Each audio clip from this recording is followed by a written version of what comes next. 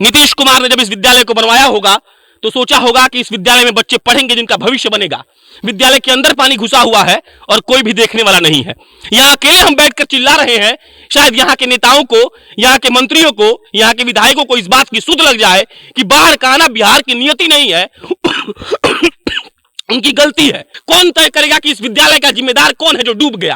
कौन तय करेगा कि इस लोग के पास खाने के लिए नहीं है, इसका जिम्मेदार कौन होगा? कौन तय करेगा कि यहाँ पे जो गाय भैंस कुत्ते होंगे मर रहे होंगे भूखे, इसका जिम्मेदार कौन लेगा? यहाँ पे कोई एनडीआरएफ और एसडीआरएफ की टीम नहीं है। यहाँ विधायक सुभाष सिंह का कोई आदमी खड़ा नहीं है। लेकिन वही विधायक सुभाष सिंह अपने नॉमिनेशन में जाएंगे तो हजारों स्कॉर्पियो और फॉर्च्यूनर वहां उनके लाइन में लगकर जाएगी। और सामने बिल्डिंग लगा था पियर कलर के, तनी जूम कर दिया अनिस बाबू, उस बिल्डिंग हाउस विद्यालय बिहार सरकार के द्वारा बनावल विद्यालय। वो विद्यालय में रामनगर के लड़का पढ़ल सन, लेकिन वो विद्यालय अब कब पानी से छुटकारा पाई, वो या कब पढ़ाई हो पाई, एक कोनो अंदाजा हमनी के नहीं है। इस विकसित राज्य का नजारा यह है कि हम आज नाव में बैठकर इस पानी में पवन सिंह का गाना कि पटना के पानी जवानी पर झलके, तो अभी तो हम जवान बानी या झलकतो बानी, तो झलके खातिर के विद्यालय देखावे। ये विद्यालय कलंकित करता है के सरकार के कि नॉर्थ बिहार के जो 18 डिस्ट्रिक्ट बिहार के हैं, हर साल उसके 76% आबादी अफेक्टेड होती है बाढ़ के चलते। और उस 76% की आबादी है 3,64,00,000। अब सोच लीजिए कि लमसम 2 करोड़ लोग हर साल प्रभावित होते हैं, और हमारी सरकार ने हमारे लिए क्या किया है।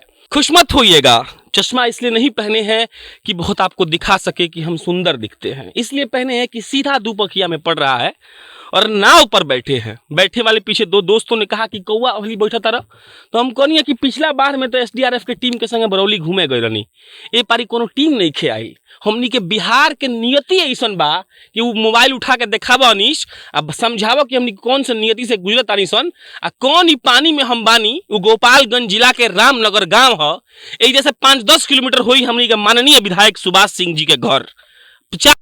सुभाष सिंह जी घर बताओ तारे खड़ा जी बाड़े, आज माननीय विधायक जी कहाँ बाड़े, का करत तारे, एक हमरा कोनो अंदाजा नहीं है। यहाँ कहल जाला कि हर साल पानी आवेला, एक खतरा सरकार कुछ ना कर सकेला। नीतीश जी चिंता मत करी, हम आए खल बनुआ के दिखावे हो स्कूल तर पर ले चले भैया। हम जाता नहीं पहला वीडियो बनाए स्कूल पर, एगो प्राथमिक विद्यालय बिहार के जौन डूब गई बा, एक वैसन प्राथमिक विद्यालय जहां डूबल बा, आ जहां लड़का पढ़ल तो छोड़ी ओकर बिल्डिंग अब सर के गिर जाई। हमनी के सरकार हमनी खतरा का कइले बाड़े, ई हमनी के अंदाजा नहीं है। हमनी के सरकार हमनी के कितना लुटले बाड़े, इजा कितना गांव अस्त व्यस्त बा, इजा रहे वाला लोग के जियता, एकर कोनो हिसाब और किताब नहीं है। बाकी ये पनिया दिखावत रही अनिस, ताकि लोग के समझ में आओ कि हमनी के बिहार डूबल बा। पटना खाली आज नहीं खे डूबल था, क्योंकि ई बात के सामने बिल्डिंग लगा था पियर कलर के, तनी जूम कर दिया अनिस बाबू, उस बिल्डिंग हाउस विद्यालय बिहार सरकार के द्वारा बनावल विद्यालय।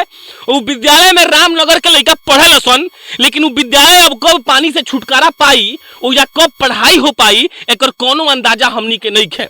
अरे वो लोग सोचत रही लो कि हमनी के सरकार बाढ़ में का काम कैलस, और वो सोचत रही लो कि हमनी के सरकार केंगन काम करत रहे ले।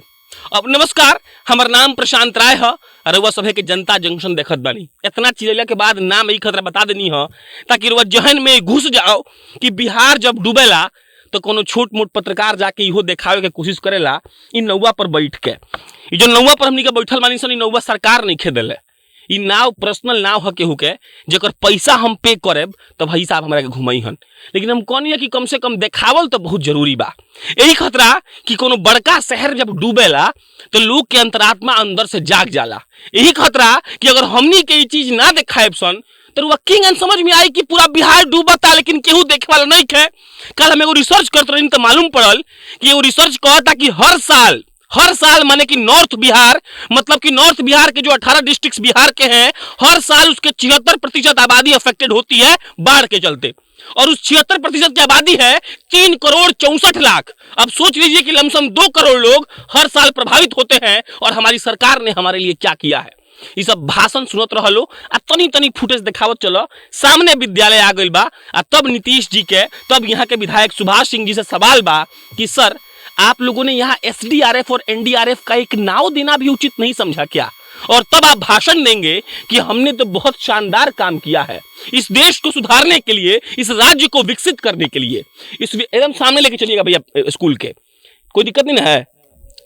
तो लेके चलिए। इस विकसित राज्य का नजारा यह है कि हम आज नाव में बैठकर इस पानी में पवन सिंह का गाना कि पटना के पानी जवानी पर झलके, तो अभी तो हम जवान बानी या झलकतो बानी, तो झलके खातिर नहीं है के विद्यालय देखावे। ये विद्यालय कलंकित करता है के सरकार के, ये विद्यालय कलंकित करता हमनी के विधायक साहब के, ये विद्यालय कलंकित करता पूरा गोपालगंज जिला के लोग के कि केहू देखे वाला नहीं है। ये कम से कम 4 गो आदमी तो खड़ा हो सकेला। हम मान लेनी कि पानी जब छुड़ल बा गंडक नदी के, नेपाल से पानी आवता तो हर साल पानी आई, लेकिन का व्यवस्था बा? का लोग बाहर खड़ा रह सर? हम 1 घंटा खड़ा रहनी, ओकरा बाद है भाई साहब को कहनी कि हम पैसा देव तो हमरा के लेके चलो। तो पत्रकार क्यों कवर करे भी ना आ सकेला, और जब क्यों कवर करे आओ तो अपन पैसा खर्चा करे पड़ता। तो अब सोची ना कि आम नागरिक और आम लोग कैसे जियत हो।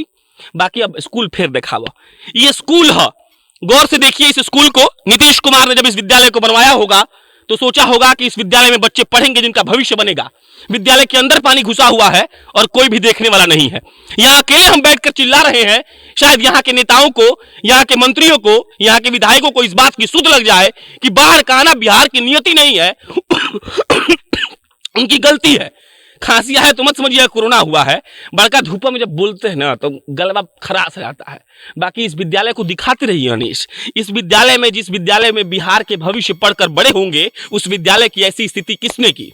जिस विद्यालय में बिहार के भविष्य का मतलब उनको पढ़ाया जाएगा, उनको लिखाया जाएगा, उनको बड़ा आदमी बनाने का सपना दिखाया जाएगा, उस विद्यालय की स्थिति कैसी है देखते रहिए। ये विद्यालय डूबा हुआ है। ये उत्क्रमित विद्यालय सामने लिखा हुआ है, ये नया बिल्डिंग बना हुआ दिख रहा है और इस नए बिल्डिंग को देखने वाला भी कोई नहीं है।